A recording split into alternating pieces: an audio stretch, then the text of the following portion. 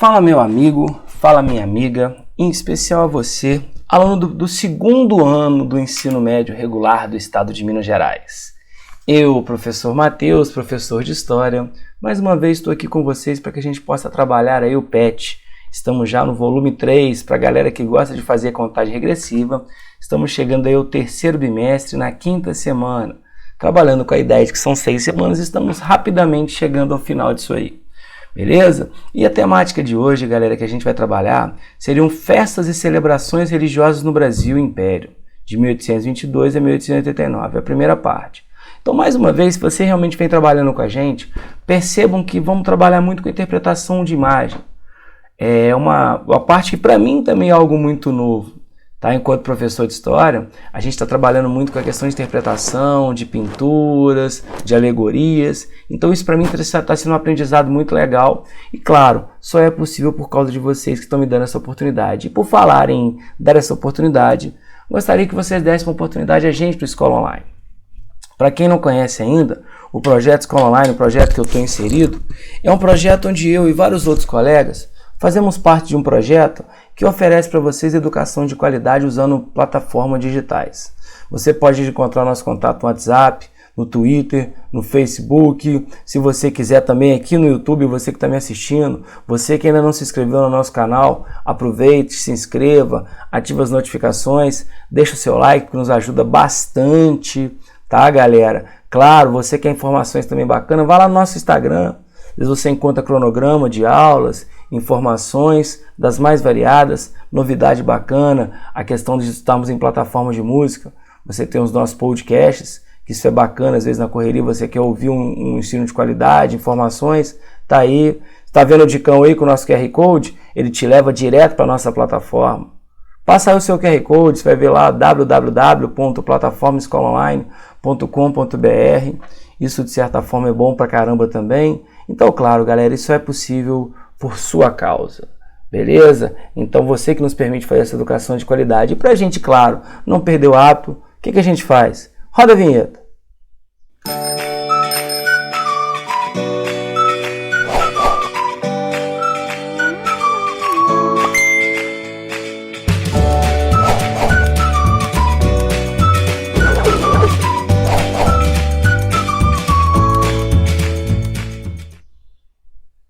Bacana, né? Vamos começar a trabalhar porque o tempo urge, a Sapucaí é grande, galera. Vamos lá. Bom, o que a gente está falando aqui? Uma breve apresentação. Os príncipes no século XIX ainda não podiam se casar com quem conhecesse pessoalmente. Os casamentos eram acordos entre famílias de reis de diferentes países. Então a escolha não é de quem quer, a coisa arranjada. Dizem que tem muita gente procurando fazer do casamento um bom investimento, tá? E naquela época também era muito isso. As pessoas investiam em coisas arranjadas. Desde que, por exemplo, de uma família real, quando nasce menino ou menina, os pais já meio que encomendavam o casamento. Dom Pedro I, depois de ter ficado viúvo da imperatriz Leopoldina, e aí muita gente fala que um dos motivos da viuvez, da morte então da imperatriz Leopoldina, foi por causa da depressão que ela acaba tendo ao descobrir o caso dele com a Marquesa de Santos, a Domitila, e depois ela tem um aborto e piora, mas aí são as fofocas da história. Ainda se casou de novo com a princesa Amélia de Leuchtenberg, neta de Josefina, esposa de Napoleão e de seu primeiro marido. Um príncipe escolheu uma princesa de acordo com a imagem que visse dela em uma pintura, tá? Então olha só, a gente que fica brincando aí com os sites de relacionamento, as pessoas conheciam através de uma imagem. Era o Tinder da época, tá? Mandava-se uma pintura e a pessoa às vezes o seguinte, se interessava.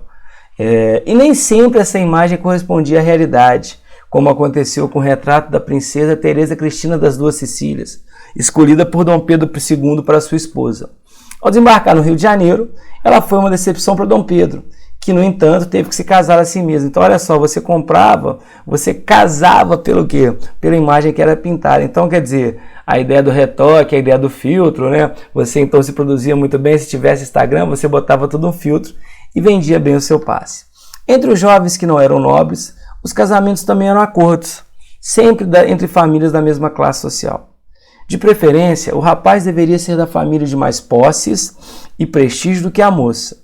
A diferença com relação aos nobres é que os jovens se encontravam pessoalmente várias vezes antes de ficarem noivos. Aí tem a vantagem, né?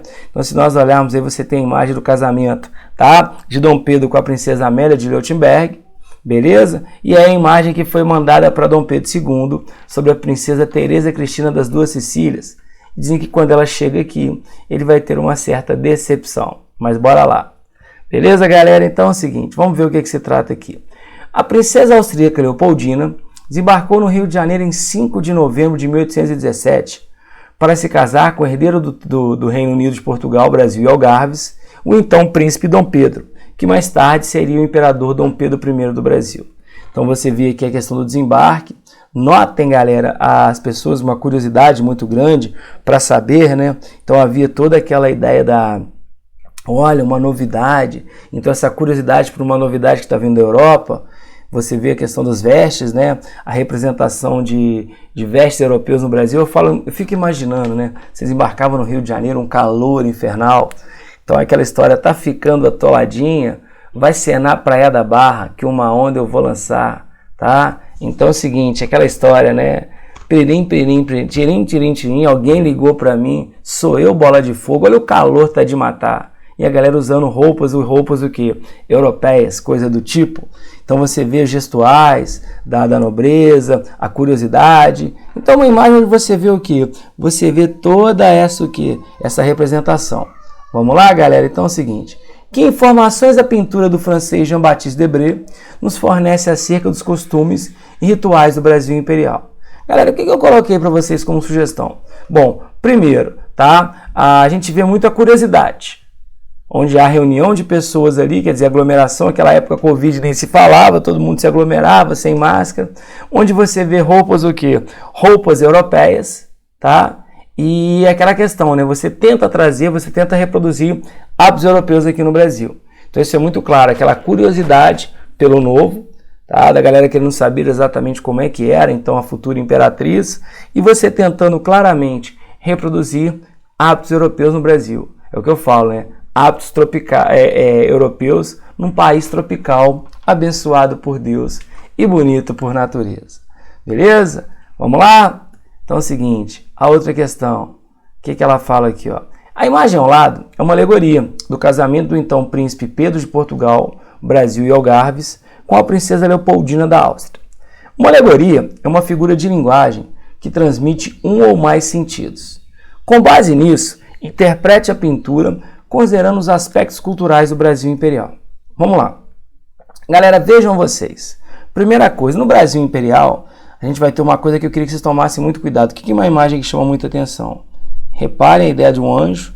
E aí até conversando com a minha esposa, professora de português, perguntei se é anjo, querubim, serafim. Ela falou, olha, não mexe no que você não sabe não. Tem hierarquia. Querubim, serafim, então não vou mexer com isso. Mas eu sei que existe a questão do anjo.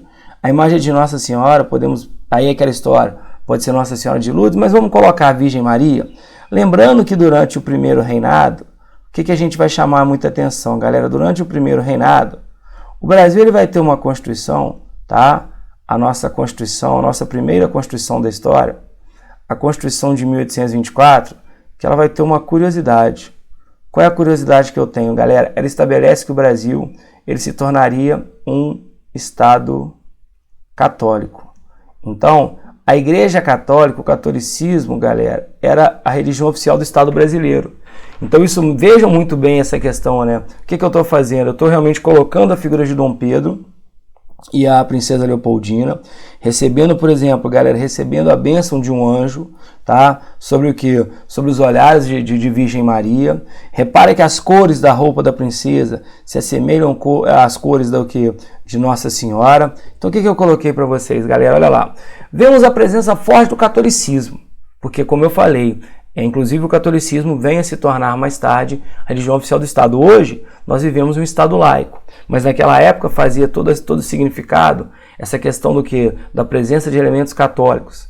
Tá? Como você vê a imagem de Virgem Maria ao fundo, tá? E as roupas da princesa, como eu falei, né? Simbolizando as cores de Nossa Senhora. Além, é claro, de um anjo, provavelmente veio enviado, para poder abençoar a união dos dois. Então vejam elementos do catolicismo muito presentes dentro dessa ideia. Claro que depois ninguém sabe o que vai acontecer com a querida princesa Leopoldina. Depois ela, como eu falei, ela acaba sendo trocada.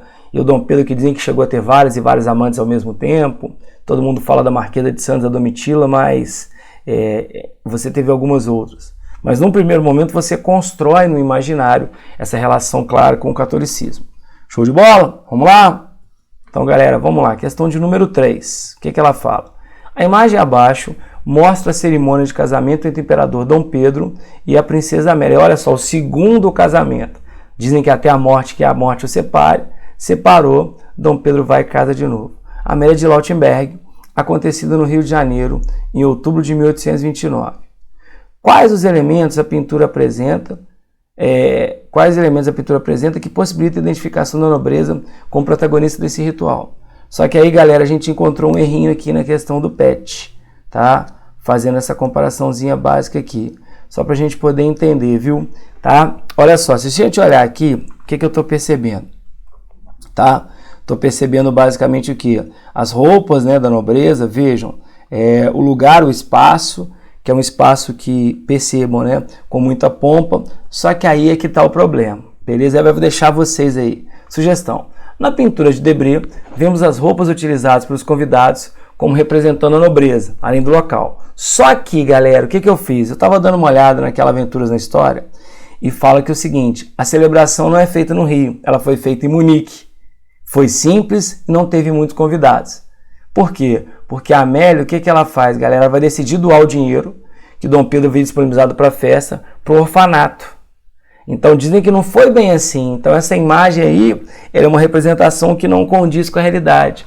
Isso é coisa de fake news, pô. Fake news, pô, estão inventando coisa do meu governo. É mais ou menos isso aí que fizeram, tá? Então aquela questão é a seguinte: não é bem assim, mas você tenta construir aquele ideal da nobreza aí.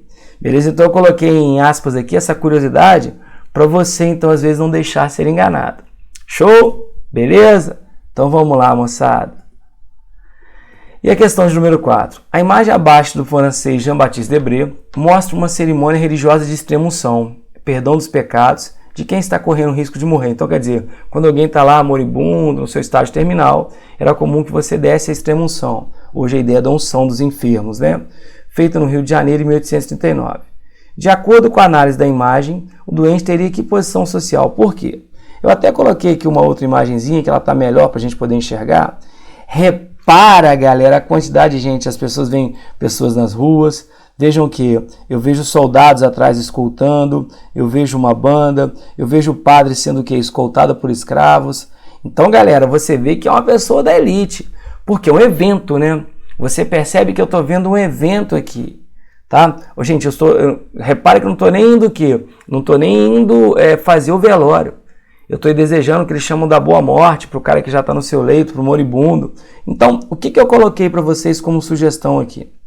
Na pintura de Jean-Baptiste Debré, casa de um doente preparado para ser sacramentado, podemos enxergar elementos de pompa e ostentação. Vejam que aquela coisa toda, é um evento, né? Uma mistura de culto e espetáculo. Você tem um lado o lado significativo da religião e o espetáculo. Diante da pintura, percebemos a posição de um nobre. Diante do grande número de pessoas nas ruas que querem acompanhar, né? Porque, como eu falei, são eventos, além da escolta de soldados e a presença de uma banda. Você vê os soldados ao fundo e a banda. Mesmo que uma banda formada por negros, tá? É uma banda demonstrando a importância do doente. Olha o quanto isso é de relevância para a sociedade. A presença de escravos escoltando o padre que encaminha a Eucaristia para desejar ao moribundo uma boa morte, reforça ainda mais o status social do doente. Então repara, galera, que não é um qualquer. Olha o que você está fazendo só para a ideia da extrema unção. Então você deixa muito claro que a pompa, né, do ritual nos deixa transparecer a importância social do moribundo. Beleza? Então, galera, como eu falei, realmente nessa aula eu aprendi muito mais do que eu ensinei. Espero ter ajudado vocês mais uma vez. E, galera, muito obrigado. E convido você que, como treineiro, de repente está querendo fazer a prova do Enem, vem com a gente no nosso projeto Eu Não Erro Mais. Um projeto onde semanalmente nós temos aulas ao vivo com material disponível na plataforma para você aprimorar seus conhecimentos. Mais uma vez, muito obrigado em me deixar entrar na sua casa. Espero que a gente continue juntos. Beijo. Fiquem com Deus. Tchau, tchau.